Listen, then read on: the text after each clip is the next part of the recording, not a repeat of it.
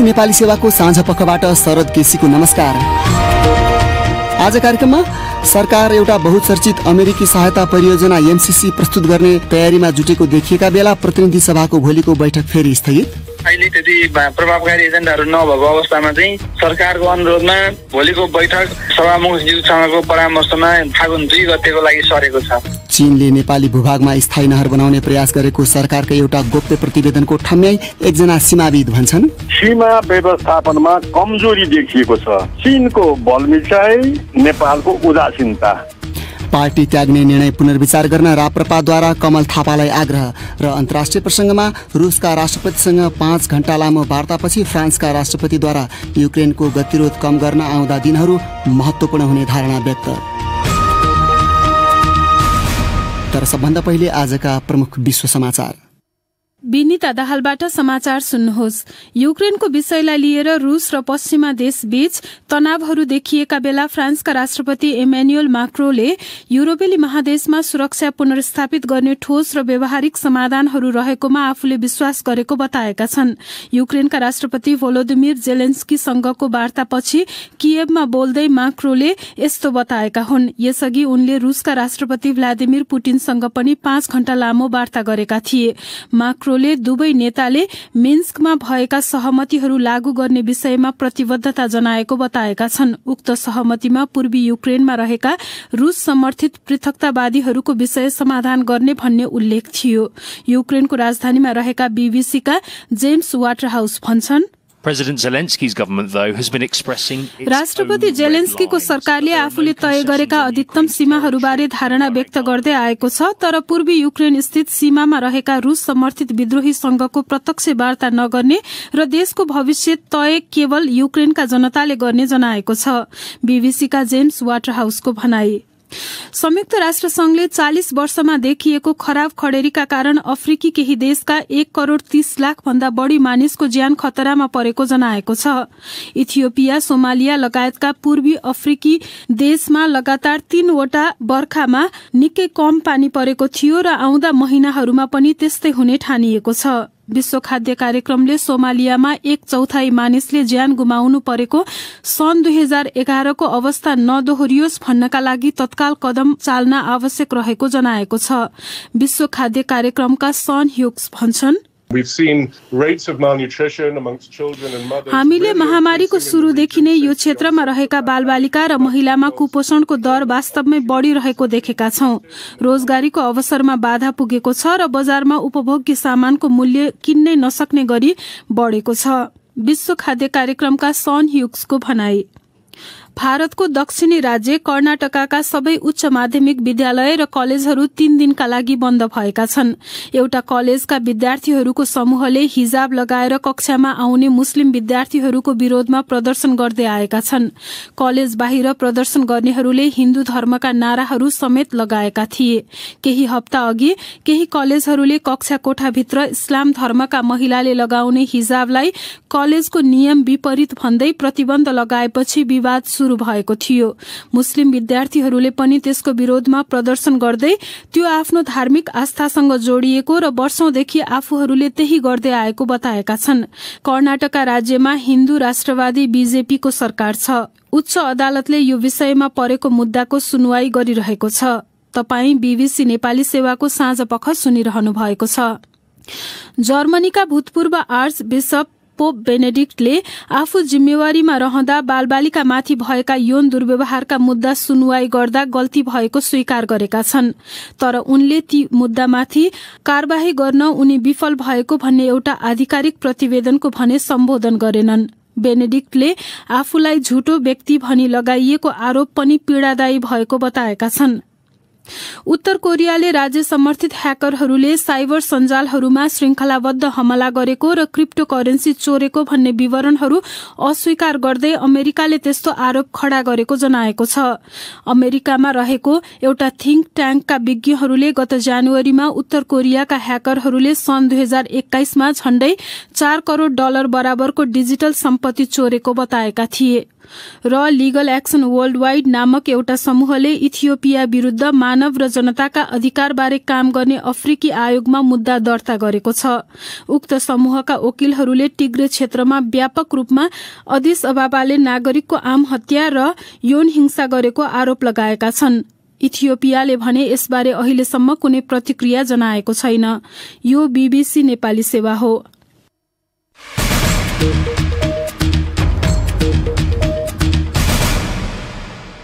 साँझपखमा तपाईलाई स्वागत छ। सरकार बहुचर्चित अमेरिकी सहायता परियोजना एमसीसी प्रतिनिधि सभामा पेश गर्ने तयारीमा जुटेको देखिएका बेला भोलिको प्रतिनिधि सभाको बैठक फेरि स्थगित भएको छ। सरकारकै आग्रहमा बैठक एक सातापछि बस्ने गरी स्थगित गरिएको संसद सचिवालयले जनाएको छ। एमसीसीलाई लिएर सत्ता गठबन्धन तोडिने अनुमानका बीच बैठक पछाडि धकेलिएको हो। प्रस्तुत छ एक रिपोर्ट। भोलिको बैठकलाई लिएर अनेक अड्कलबाजी भइरहेका बेला केही बेर अघि प्रतिनिधि सभाको बैठक स्थगित गरिएको छ। यसअघि पनि सूचना टाँसेरै 10 दिन पछाडि सारेर बैठक भोलिको निम्ति तोकिएको थियो। भोलिको सम्भावित कार्यसूची सार्वजनिक गर्दै कार्यव्यवस्था परामर्श समितिको बैठक बस्ने निधो समेत भइसकेको थियो। बैठक स्थगनबारे संसद सचिवालयका प्रवक्ता रोजनाथ पाण्डे भोलिको संसद बैठक चाहिँ सरकारको अनुरोधमा अहिले एजेन्डाहरू पनि त्यति प्रभावकारी एजेन्डाहरू नभएको अवस्थामा चाहिँ सरकारको अनुरोधमा भोलिको बैठक सभामुखज्यूसँगको परामर्शमा फागुन 2 गतेको लागि सरेको छ। खास गरी प्रधानमन्त्री शेरबहादुर देउवाको तर्फबाट एमसीसी प्रतिनिधि सभामा पेश गर्ने वातावरण बनाउने छलफल तीव्र पारेको देखिन्छ। माओवादी केन्द्रका कतिपय नेताहरूले भने त्यसो गरिए गठबन्धन स्वतः टुक्रिने बताइरहेका छन्। लामो समयदेखि संसद अवरोध गरिरहेको नेकपा एमाले एमसीसीलाई लिएर सत्तापक्षमा देखिएको मतभेदलाई वर्तमान गठबन्धन टुटाउने अवसरको रूपमा उपयोग गर्न खोजिरहेको कतिपयको विश्लेषण छ। तर एमालेका प्रमुख सचेतक विशाल भट्टराईले भने अहिले सत्तामा बसेको जुन गठबन्धन छ त्यसबेला शेरबहादुर देउवा प्रधानमन्त्री र माओवादी केन्द्र त्यो सरकारको साझेदारको रूपमा रहेको थियो। त्यसबेला उहाँहरूले यसलाई सम्झौता गर्नुभएको थियो र त्यसपछि उहाँहरूले फेरि एउटा पत्र लेखेर अमेरिकालाई चाहिँ हामी यो अनुमोदन गर्छौं संसदबाट भनेर कमिटमेन्ट गर्नुभएको सार्वजनिक भइसकेकै छ। यस्तो अवस्थामा उहाँहरूसँग 165 सिट सुरक्षित भएको कारणले गर्दाखेरि यदि उहाँहरू त्यसलाई अनुमोदन गर्न चाहनुहुन्छ संसद भने उहाँहरूलाई कुनै अप्ठ्यारो गाह्रो छैन। त्यसकारण पहिला टेबल होस्, छलफल होस्, त्यसपछि नेकपा एमाले आफ्नो निर्णय लिन्छ। टेबल गर्नलाई तपाईहरु चाहिँ संसद अवरोध खोल्नुहुन्न? होइन, हामीले नखोल्दा पनि हाम्रो आन्दोलन जारी रहँदा पनि उहाँहरूले आफ्ना मकसदहरू त पूरा गर्दै आउनु भएको छ। हाम्रो लोकप्रिय बजेटलाई विस्थापित गरेर अर्को बजेट उहाँहरूले बारदलीबाट हामफालेर आएर पनि मन्त्रीले प्रस्तुत गर्नु नै भयो र अरू थुप्रै एजेन्डाहरूमा उहाँहरूले आफूले गर्नुपर्ने काम त लगातार गरिरहनु भएकै छ। खालि एमालेको एउटा न्यू मात्रै बनाइएको छ। त्यसकारण यदि एमसीसीको सम्बन्धमा उहाँहरू सकारात्मक हो गर्नुपर्छ भन्ने लागेको छ भनेदेखि चाहिँ उहाँहरूले सजिलैसँग त्यसलाई एमालेको अवरोधका बावजुद पनि बजेट पास गरे जस्तै गरी गर्न सक्नुहुन्छ। एमाले के गर्नुपर्छ त्यो बेला उहाँहरूको व्यवहार हेरेर हामी अगाडि बढ्छौं। उनी थिए नेकपा एमालेका प्रमुख सचेतक विशाल भट्टराई। अर्को विषय, नेपाल सरकारले गोप्य राखेको एउटा अध्ययन प्रतिवेदनमा चीनले नेपाली भूभागमा स्थायी नहर बनाउने प्रयास गरेको उल्लेख भएको पाइएको छ। दुई देशको सिमानामा पर्ने हुम्लाको किट खोला क्षेत्रमा दीर्घकालीन रूपमा पानीको मुहानमा चीनिया पक्षले नियन्त्रणको प्रयास गर्ने भएकाले त्यसको संरक्षण र कूटनीतिक सम्बोधन हुनु आवश्यक रहेको प्रतिवेदनले औल्याएको छ। त्यसबाहेक चीनिया पक्षले किट खोलाबाट कर्णाली नदीसम्मको नेपाली भूभागमा तारबार लगाएको र त्यो तत्काल हटाउनु पर्ने सिफारिस पनि छ। हुम्ला जिल्ला अन्तर्गत पर्ने नामखा गाउँपालिकाको लिमी लाप्चादेखि हिल्सासम्मका समस्या पहिचान गरी समाधानका उपायहरू सहितको प्रतिवेदन पेश गर्न सरकारले गत भदौ महिनामा गृह मन्त्रालयका तत्कालीन सहसचिव जयनारायण आचार्यको संयोजकत्वमा 7 सदस्यीय अध्ययन समिति बनाएको थियो। 3 हप्ताभन्दा बढी समय लगाएर समितिले तयार पारेको प्रतिवेदन अझै सार्वजनिक गरिएको छैन। बीबीसीलाई उपलब्ध गराइएको उक्त प्रतिवेदनबारे प्रतिक्रिया माग्दा नेपालको परराष्ट्र मन्त्रालय र काठमाडौँ स्थित चिनिया दूतावास दुवै पक्षले कुनै जवाफ दिएनन्। तर आज नियमित पत्रकार सम्मेलनमा उक्त प्रसंगमा सरकारका प्रवक्ता मन्त्री ज्ञानेन्द्र बहादुर कार्कीले भने, यस सम्बन्धमा हामीले रिपोर्टहरूको आधारमा होइन, वास्तविकताको आधारमा उपयुक्त समयमा यसको वास्तविकतालाई राम्रोसँगले अध्ययन गरेर सरकारले आधिकारिक धारणा सार्वजनिक गर्छ र हाम्रो सीमा चाहे भारतसँग होस् चाहे चीनसँग होस्, सीमा मा कुनै समस्याहरू छन् भने ती समस्याहरूलाई हामी कूटनैतिक ढङ्गले समाधान गर्छौं र यी समस्याहरू आउनुहुन्न र आउन नदिनका निमित्त सरकार सदैव प्रयत्नशील रहन्छ। चीनले नेपालसँग कुनै पनि किसिमको सीमा विवाद नरहेको बताउने गरेको छ। उसले लिमी लाप्चा क्षेत्र नजिकै निर्माण गरेका भवनका कारण उब्जिएको विवादका माझ उक्त अध्ययन टोली गठन गरिएको थियो, तर टोलीले नेपाल र चीन दुवै सरकारले बताए जस्तै ती भवन सिमानाबाट 1 किलोमिटर चीनिया भूभाग भित्रै रहेको जनाएको छ। दक्षिण छिमेकी भारतसँगको सिमाना विवाद लिम्पियाधुरासम्मको भूभाग नेपालले आफ्नो नक्सामा समावेश गरेपछि झनै चर्किएको छ। यस्तो स्थितिमा उत्तरी छिमेकी चीनसँगको सिमानाका सम्बन्धमा सरकारी टोलीको पछिल्लो निष्कर्षबारे टिप्पणी गर्दै सीमाविद बुद्धिनारायण श्रेष्ठले भने, मलाई के जस्तो लाग्छ भनेदेखि चाहिँ सीमा व्यवस्थापनमा कमजोरी देखिएको छ, तर चीनको बलमिचाइ, नेपालको उदासीनता, नेपालीलाई मानव सरोवर दर्शन गर्न जान बेला मौकामा रोक लगाउने, कहिले छोड्ने, नेपाली भेडा स्याङ्रा चरनमा लैजान अवरोध गर्ने गरेको, हिल्सातर्फ किनमेलमा जाने नेपालीलाई पनि बेला बेलामा दुर्व्यवहार गर्ने र हाम्रो नेपालतर्फका पदाधिकारीले पनि किन यस्तो गरियो त भन्ने कुरा गर्नुपर्नेमा यस्तो नभएको देखियो। अनि गृह मन्त्रालयको सहसचिवको संयोजकत्वमा गएको उहाँहरूको प्रतिवेदनले पनि खास गरेर सीमा मिचिएकै हो, इन्क्रोच गरेकै हो भनिएको छैन। मैले पढे अनुसार नयाँ बनाएको 11वटा भवन चीनतर्फ 1 किलोमिटर भित्र चाहिँ बनाइएको छ, तर सीमा खम्बामा एकतर्फी तरिकाले काँडे तार लगाउने, बाउन्ड्री पिलर नम्बर 5 मा चाहिँ नेपालतर्फको भागमा पनि काँडे तार लगाउने। तर अब नेपालको भूभागमा तारबार लगाउनु त्यो अतिक्रमण होइन हो, यो एउटा नोम्यान्स ल्यान्ड हो। अब बफर जोनमा यसरी एकतर्फीय हिसाबले काँडे तारबार लगाउनु अनि फलामको बारै लगाउने, जस्तो अब हिल्साको बाउन्ड्री पिलर नम्बर 9 1 नेपालतर्फ पर्छ, 2 चीनतर्फ पर्छ अघि, त्यो 9 मा पनि फलामे बार लगाउने, जस्तो भनौँ न अब हुम्लाको बाउन्ड्री पिलर नम्बर 5 र किट खोलाको बीचमा पानीको मुहान नियन्त्रण गर्न खोज्नु, नहरै बनाउन खोजेको छ। यसले चाहिँ अब दीर्घकालीन रूपमै जोखिम पैदा गर्छ भनेको छ। त्यसलाई कुन स्तरको जोखिम मान्न सकिन्छ? दुई देशको बीचमा नेपाल चीन सीमा सम्बन्धी संयुक्त समिति छ, त्यो समितिले काम गर्न अहिले सकेको छैन हेर्नुहोस्। अब अघि अब त्यो समितिको अन्तिम बैठक काठमाडौँमा 4 अप्रिलदेखि 10 अप्रिलसम्म 2010 सालमा भएको थियो। त्यो बैठकमा चाहिँ दुईटा कुरामा फरक निक्लिएको थियो। एउटा सगरमाथाको उचाइ चीनले घटाउनु पर्छ भनेर भनेको थियो, अर्को हाम्रो दोलखा जिल्ला उत्तर लामा गाउँ पनि उत्तर लाप्ची गाउँको बोर्डर मार्कर 57 कुठाउँमा भयो भनेर नेपालले दावा गरेको थियो।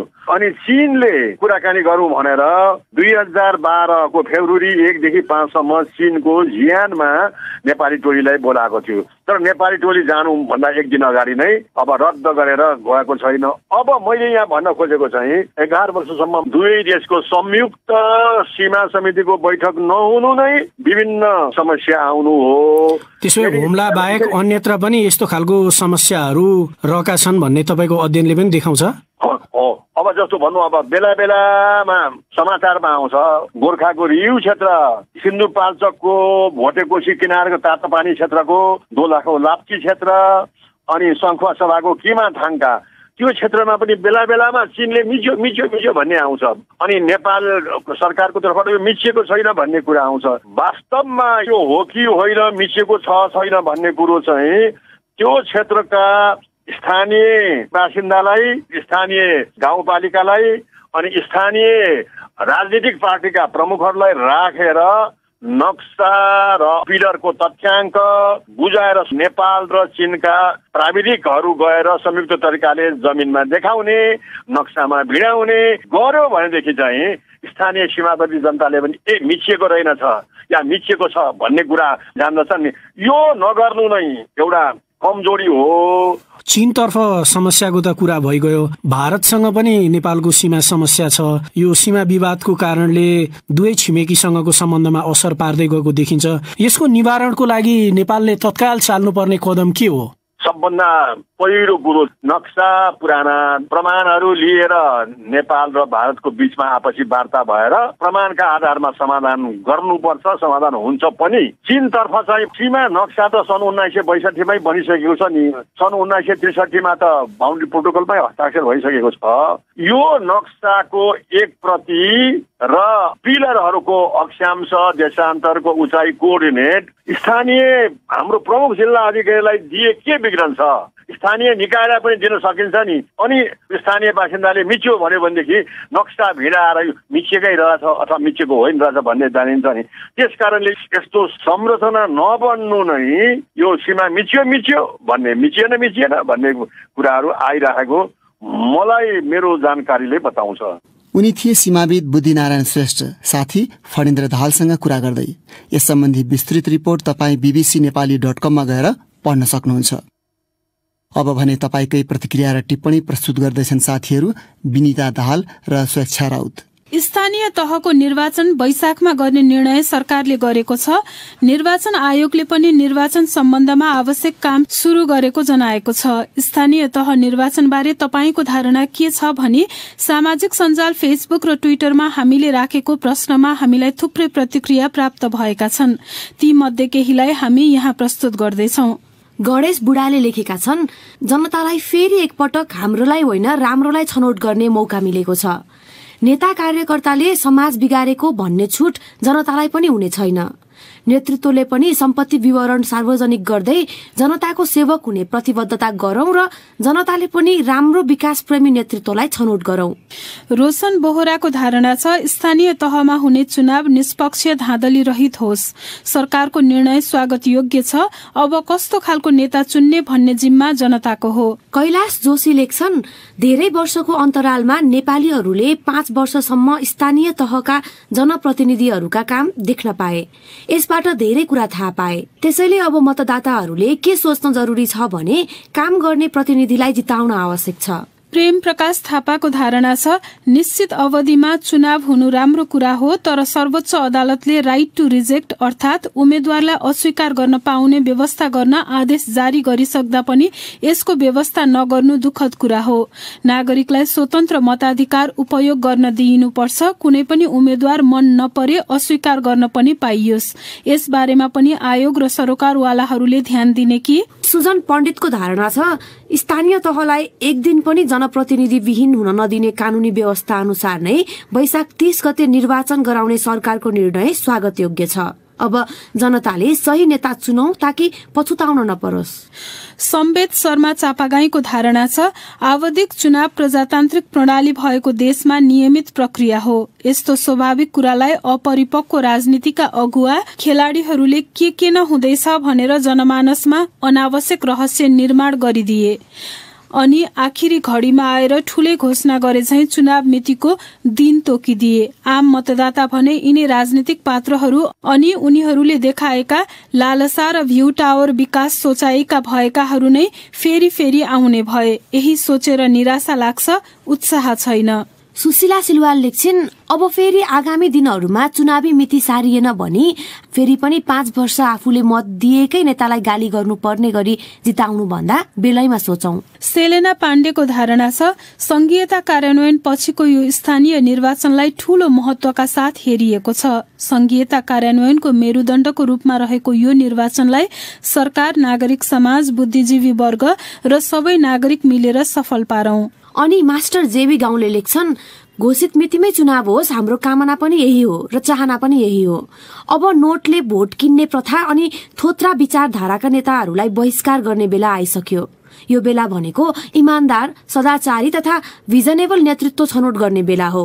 अझै समय धेरै छ, मज्जाले सोच्नुहोस् र असललाई रोज्नुहोस्। अब बाँकी विषय। राष्ट्रिय प्रजातन्त्र पार्टीले आफ्ना पूर्व अध्यक्ष कमल थापालाई पार्टी परित्यागको निर्णय पुनर्विचार गर्न आग्रह गरेको छ। थापाले आज प्रेस विज्ञप्ति जारी गर्दै पार्टी त्यागेको घोषणा गरेका थिए। काठमाडौँमा उपलब्ध पदाधिकारीहरूको आकस्मिक बैठकले थापाको निर्णयलाई अनपेक्षित र अप्रत्याशित भनेको राप्रपाको विज्ञप्तिमा उल्लेख छ। 2 महिना अघि सम्पन्न महाधिवेशनमा थापा राजेन्द्र लिङ्गदेनसँग परास्त भएका थिए। त्यस लगत्तै उनले पूर्व राजा ज्ञानेन्द्र शाहप्रति लक्षित गर्दै निर्मल निवासले महाधिवेशनमा हस्तक्षेप गरेको आरोप लगाएका थिए। पार्टीबाट अलग भएको घोषणा गर्दै थापाले प्रेस विज्ञप्तिमा भनेका छन्, आफ्नो कुराको सुनवाई नहुने भएपछि मैले यो अप्रिय निर्णय लिन बाध्य भएको छु। थापाले पार्टीका नवनिर्वाचित अध्यक्षलाई पत्र मार्फत त्यसबारे अनुसन्धान गर्नुपर्ने माग राखेका थिए। नेपालमा पछिल्लो जनआन्दोलन सफल भएपछि मूलधारको राप्रपाले गणतन्त्र आत्मसात गरे पनि थापाले चाहिँ राज संस्था सहितको हिन्दू राष्ट्रको मान्यता बोकेको राप्रपा नेपाल गठन गरेका थिए। थापालाई त्यही बेलादेखि साथ दिँदै आएका लिङ्गदेनले महाधिवेशनबाट उनी थापालाई विस्थापित गरिदिएका हुन्। अघिल्लो महाधिवेशनमा गीता छोएर पार्टी नफोड्ने बाचा गरेका थापाले नयाँ पार्टी गठन गर्ने बारे भने केही उल्लेख गरेका छैनन्। अब केही अन्तर्राष्ट्रिय प्रसङ्गहरू। फ्रान्सका राष्ट्रपति एमानुएल मैक्रोनले रूसी राष्ट्रपति भ्लादिमिर पुटिनसँगको 5 घण्टा लामो वार्तापछि बोल्दै युक्रेनको गतिरोध कम गर्न आउँदा दिनहरू महत्वपूर्ण हुने बताएका छन्। पुटिनले भने युक्रेनको सीमा नजिकै रूसी फौजहरू एकत्रित भए यता पश्चिमा नेताहरूसँग भएको पहिलो मस्को सम्मेलनमा केही प्रगतिहरू भएको संकेत गरेका छन्। बीबीसीका विवरणहरूमा आधारित एक रिपोर्ट विनिता दाहालबाट। युक्रेनमा पुगेका फ्रान्सका राष्ट्रपति एमानुएल मैक्रोनले मस्कोमा संवाददाताहरूसँग बोल्दै आउँदा दिन निर्णायक हुने बताएका छन्। उनले उद्देश्य मिलेर हासिल गरिने भन्दै निर्णयमा पुग्नका लागि तीव्र छलफलहरू आवश्यक रहेको पनि बताए। रूसी राष्ट्रपति भ्लादिमिर पुटिनले भने मैक्रोका केही प्रस्तावहरू भावी संयुक्त कदमहरूका लागि केही आधार बन्न सक्ने बताउँदै सम्भवतः त्यसबारे कुरा गर्न निकै छिटो हुने बताएका छन्। मैक्रोनले युक्रेनका राष्ट्रपति भोलोदिमिर जेलेन्स्कीसँग भेटेपछि पुनः पुटिन र मैक्रो बीच कुराकानी हुने बताइएको छ। पुटिनले त्यसपछि रूसले भावी कदमहरू तय गर्ने बताएका छन्। मस्कोले युक्रेनमाथि हमला गर्ने आफ्नो योजना नरहेको बताउँदै आएको छ, तर पश्चिमा शक्तिहरूले भने सम्भावित द्वन्द्वलाई लिएर चासो बढाइरहेका छन्। स्कटल्याण्डको ग्लासगो शहरमा महिलाहरूले सड़कमा हुने हिंसा र उत्पीडनको अनुभवको तथ्याङ्क संकलन गरिरहेका छन्। महिलाहरूका लागि बनाइएको अनलाइन नक्सामा पिछा गर्ने, धम्की र यौन दुर्व्यवहार जस्ता उत्पीडनका घटनाहरूबारे जानकारी भर्न सकिन्छ। वाइज विमेन नामक सामुदायिक सुरक्षा सञ्जालले नेतृत्व गरेको यो परियोजनाले महिलाहरूमाथि उत्पीडनका घटनाहरू भइरहने स्थानहरू पहिचान गर्ने लक्ष्य राखेको छ। बीबीसीका विवरणहरूमा आधारित यस सम्बन्धी रिपोर्ट प्रस्तुत गर्दैछिन् स्वेच्छा राउत। वाइज वुमेनकी रणनीतिक विकास कार्यकर्ता डन 5 यो अभियानले शहर महिलाका लागि सुरक्षित स्थान बनाउन निर्णयकर्ता र शहरी योजनाकारहरूलाई प्रभावित पार्ने आशा गर्छिन्। ग्लास्गोमा आगामी मार्च 1 सम्म 3 महिना संकलन गरिने तथ्याङ्कहरूबाट प्राप्त प्रारम्भिक निष्कर्ष मार्च 8 को अन्तर्राष्ट्रिय नारी दिवसमा सार्वजनिक गरिनेछ। यो परियोजनामा काम गरिरहेका महिलाहरू यो अभियान अझै व्यापक हुन सक्ने र भविष्यमा युके भरि शुरू गरिसक्ने बताउँछन्। महिलाहरूले सड़कमा हुने दुर्व्यवहार विरुद्ध लड्न यसअघि पनि क्याउ डम्पिङ प्रयोगमा ल्याएका छन्। सन् 2010 मा इजिप्टका स्वयंसेवकहरूको एउटा समूहले महिलाहरूलाई दुर्व्यवहारका घटनाबारे बेनामै जानकारी दिन मिल्ने हरास म्याप विकास गर्यो। इजिप्टको सेन्टर फर वुमेन राइट्सले गरेको एउटा सर्वेक्षण अनुसार उक्त समयमा 80% महिला नागरिक र 98% विदेशी महिलाले सार्वजनिक स्थलमा कुनै न कुनै प्रकारको उत्पीडन अनुभव गरेका थिए। यो अभियान सन् 2011 को अरब स्प्रिङ भनिने सरकार विरोधी प्रदर्शनहरूको ठिक अगाडि शुरू भएको थियो। यस्ता विरोध प्रदर्शनहरूसँगै अरबमा सामाजिक सञ्जालको प्रयोग व्यापक भएपछि यो अभियानमा पनि सहयोग पुग्यो। इजिप्टमा तथ्याङ्क संकलन सम्बन्धी कानूनमा परिवर्तन भएपछि यो अभियानले अहिले यस्ता बेनामी उजुरीहरू संकलन गर्न छोडेको छ। यद्यपि उनीहरूको अन्तर्राष्ट्रिय विभागले सार्वजनिक र निजी स्थानहरूमा महिलामाथि शून्य उत्पीडनको वातावरण निर्माण गर्न नवीन अभियानहरूलाई अन्य देशहरूमा सहयोग गर्दै आएको छ। सिआओका अनुसार हरास म्यापले भारतमा शुरू भएर अन्य देशहरूमा पनि फैलिएको सेफ सिटी अभियानलाई सहयोग गर्दै आएको छ। यस अभियान नेपाल सहित केन्या र नाइजेरियामा पनि विस्तार भएको थियो। सन् 2012मा भारतको राजधानी दिल्लीमा विद्यार्थी ज्योति सिंहको सामूहिक बलात्कार र हत्या भएपछि एल्सा मेरी डिसिल्भा र उनका साथीहरूले सेफ सिटी स्थापना गरे। आफूहरूले संकलन गरेका तथ्याङ्कहरू अधिकारीहरूलाई उपलब्ध गराएपछि जोखिम क्षेत्रमा महिलाहरूको सुरक्षा बढाउन सकारात्मक प्रतिक्रिया आएको उनी बताउँछिन्। यस्तै कारणहरूले गर्दा बाटो पहिल्याउन प्रयोग हुने एप सिटी म्यापरले आफ्ना प्रयोगकर्ताहरूको जिज्ञासामा सबैभन्दा छिटो हुने बाटो नभई मानिसहरूको चहल पहल हुने वा सड़क बत्ती राखिएका मार्गहरू देखाउने गरेको छ। यसको मुख्य सड़क सुविधाले साँझ परेपछि यात्रा गर्दा विकल्पहरू देखाइदिने गरेको छ। अन्तिम प्रसंगमा अब प्रस्तुत छ हाम्रो साप्ताहिक प्रस्तुति विकल्पको बाटो।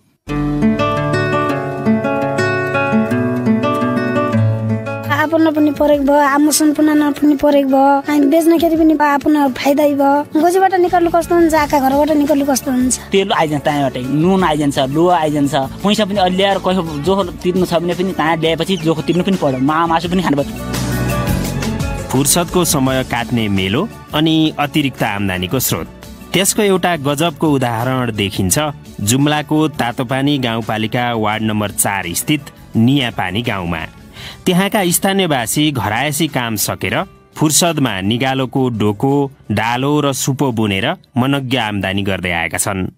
त्यस्ता सामग्रीको माग बढेपछि उनीहरूमा उत्साह बढेको र घर खर्चका लागि आम्दानीको गतिलो स्रोत फेला परेको छ भन्दै आजको साप्ताहिक विकल्पको बाटोमा तिनै मेहनती जुम्लावासीको चर्चा गर्दैछिन् हाम्री संवाददाता कृष्णमाया उपाध्याय। पुरुषहरूले निगालोको विभिन्न सामग्री बनाउने र महिलाहरूले माग भए अनुसार ती सामग्री बेच्ने गरेको बताएका छन्। आफूहरूले बुनेको डोकोमा दाउरा, घाँस, मल पर्सो बोक्न, सुपोमा अन्न केलाउन र डालोमा आवश्यकता अनुसारका सामग्रीहरू राख्नको लागि बढी प्रयोग हुने भएकाले बजारमा पनि माग बढ्दै गएको महिलाहरूले बताएका छन्।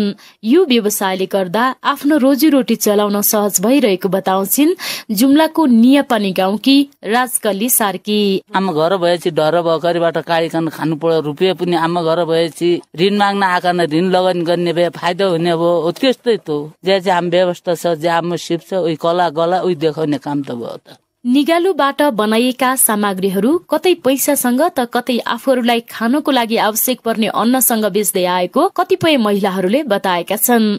यो पेशा परम्परागत भए पनि अहिले पनि बजारमा राम्रो माग भएको हुनाले गाउँघरका धेरैजना महिलाहरू मिलेर जुम्लाका विभिन्न गाउँमा बेच्न जाने गरेको बताउँछिन् उक्त गाउँकी अर्कै स्थानीय बासिन्दा सोबर्ना सार्की। आफ्नो हरि अक्का हुन्न, आफ्नो घर बेच अक्का दिन पनि फाइदै भयो, बेच्नखेरि पनि आफ्नो फाइदै भयो। गोजीबाट निकाल्नु कस्तो हुन्छ, आका घरबाट निकाल्नु कस्तो हुन्छ। मंसिरदेखि जेठ महिनासम्म सबैभन्दा बढी निगालोका सामग्रीहरू बुन्ने गरेको त्यहाँका स्थानीय बासिन्दाहरूले बताएका छन्। एकजना मानिसले हिउँदको समयमा 3वटा र चैत वैशाखमा एक दिनमा 5वटा सम्म डोको बुन्ने भएकाले प्रति डोको 300 रुपियाँदेखि 500 रुपियाँसम्म बिक्री भएको हुनाले भने जस्तो आम्दानी गर्न सफल भएको बताउँछन् लामो समयदेखि निगालोका सामग्री बुन्दै आएका अर्का स्थानीय बासिन्दा जग सार्की। न व्यवसाय भए मान्छेको त्यही व्यवसाय गर्नु पर्यो। बसिदिन बुन्दैन, खेतीपाती भएदिन नबुन्ने त्यही सारा गाउँमै बुन्छन्। तेल आइजान्छ त्यहाँबाटै, नुन आइजान्छ, लुवा आइजान्छ, पैसा पनि अलि ल्याएर कसो जो तिर्नु छ भने पनि त्यहाँ ल्याएपछि जो तिर्नु पनि पर्यो, मासु पनि खानु पर्यो। निगालोका सामग्री बुन्नको लागि कतैबाट तालिम नपाए पनि आफ्ना बाबु बाजेको पुर्ख्यौली पेशा अँगाल्दै आएको त्यहाँका स्थानीय बासिन्दाले बताएका छन्। परम्परागत तरिकाबाट निगालोका सामग्री बनाउँदै आएको भए पनि अझै यस सम्बन्धी थप औजार भएमा सोचे भन्दा बढी आम्दानी गर्न सकिने भएको बताउँछन् उक्त गाउँका अर्का स्थानीय बासिन्दा नन्दु सार्की। दिउँसो काटकाम अथवा घर काम गर्छौं, बिहान बेलुका हामी डोकै भन्छौं। महिनाभरमा 30-40 हजार कमाउन सकिन्छ। बच्चा बच्ची पढाउन पनि सरल हुन्छ। पैसा लिएपछि 500 हो डोकाको, खुबा पनि 550-600 दिन्छन्। अनाज गरेपछि कोहीले 4 पाती, कोहीले 5 पाती, कोहीले 8 पाती, त्यस्तै गरेर ल्याउँछ। बुन्ने त पुरै गाउँ हो। 120 भन्दा बढी घरधुरी रहेको त्यो गाउँमा 100 जना भन्दा बढी घर परिवारका मानिसहरू निगालोका विभिन्न सामग्री बुनेर आवश्यकता अनुसारको रोजगारी सिर्जना गर्दै आएको बताउँदै आएका छन्। आवश्यक स्रोत साधनको अभावका बीच पनि सिप सिकेर राम्रो आम्दानी गर्दै आएका यहाँका मानिसहरू तालिम र स्रोत साधनमा सरकारको थप लगानी भएमा अहिलेको भन्दा दोब्बर आम्दानी गर्न सकिने बताउँदै आएका छन्।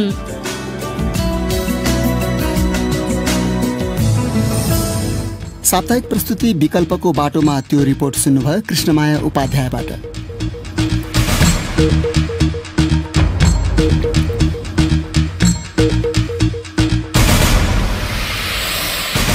हवस् त यसका साथै BBC नेपाली सेवाको साँझ पख यही सकिन्छ। अब हामी भोलि बिहान 7:15 बजे बिहानी पखमा आउनेछौँ। त्यस बेलासम्मका लागि हामी सबैलाई बिदा दिनुहोस्। नमस्कार।